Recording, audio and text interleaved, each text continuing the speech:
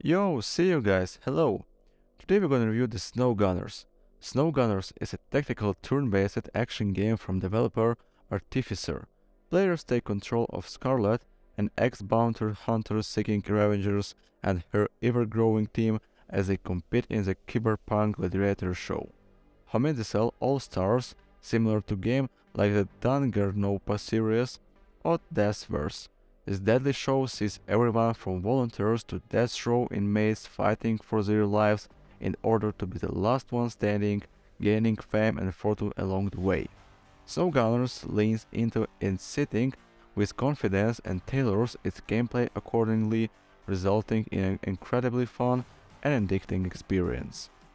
Prior to jumping into the action, Snowgunners provides a decent array of options to play with, such as how much violence is displayed, how often the announcement will interject, game ending change, quality setting adjustments, and more.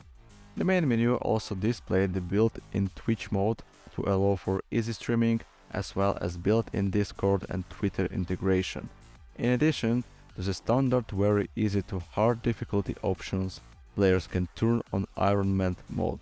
This mode is extra hard difficulty setting, but is instead a series of limitations to the choose difficulty, similar to the skull in the Halo Infinity. In the case, Iron Man removes the ability to manual saves and makes game overs result in permadeath, but players can disable it anytime. Gameplay is split into two sections: exploration and combat. Exploration has players freely navigation a semi-open area filled with loot, med stations, shop kiosks, traps, and other encounterments. Engaging with funds provides fame and personality points, the latter depending on how players think their autograph.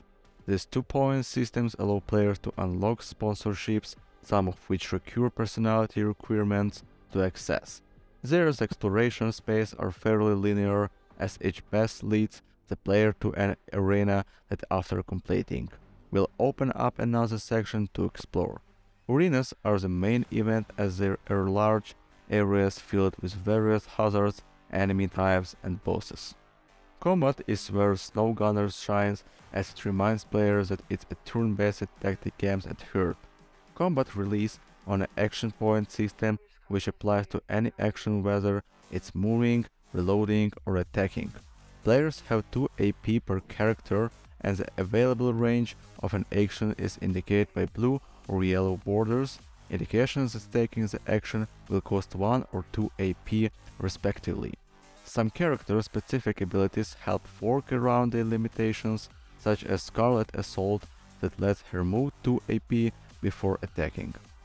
With AP being limited and the powerful abilities having a cooldown period, cover is a crucial component of combat for both players and enemies. To decide the best flanking positions, players can hover over their desired spot, which will reveal the chance of successful hitting the closest enemy and how much damage will be done.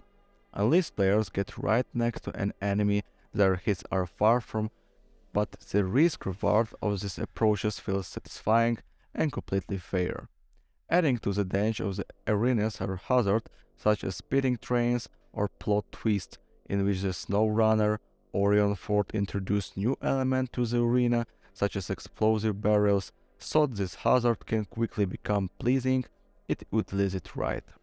What makes Snow Gunners so addicting is that its combat instead representative, fair, and accessible. The options available to players during combat and exploration are just enough to feel varied without feeling overly complicated. Thought the combat UE can get cluttery at times. This is a perfect game for players that are new to this genre or for veterans looking for a more casual experience that still provides enough of a challenge to stay interesting. One of the reasons why it managed to have so many plays spinning at once without dropping any is due to the atmosphere Snowgunner creates. The trails are similar to Funhouse, with 8 different locations that have been handcrafted by developer Artificer.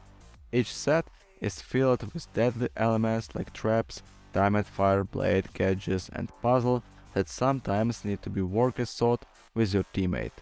Your teammate usually follows alongside you and is only playable if you are launched into combat or need their assistance to complete a puzzle.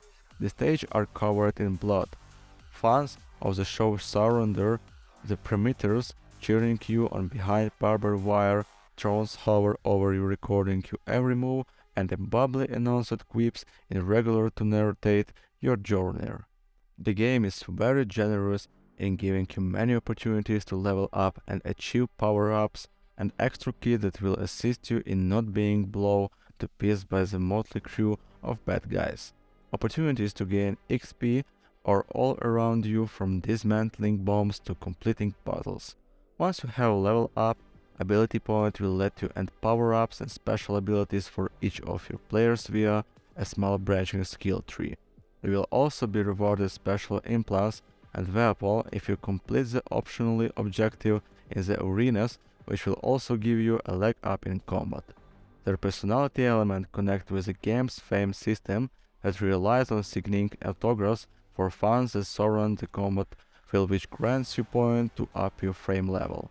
You can decide which side of your personality you engage when decided what message to include when you sign your autograph. One of my favorite components of the game is when Scarlet slips between trail and the game in striking graphics novel-style artwork, produce element of Scarlet's dreams.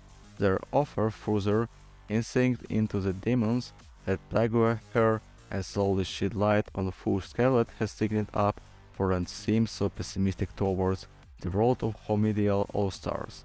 It is this moment that makes the game not just a plot and turn-based experience, but also a captivating narrative that offers the player extra motivation to kill everyone in Scarlet Vicinity. Thank you for watching, guys. Goodbye.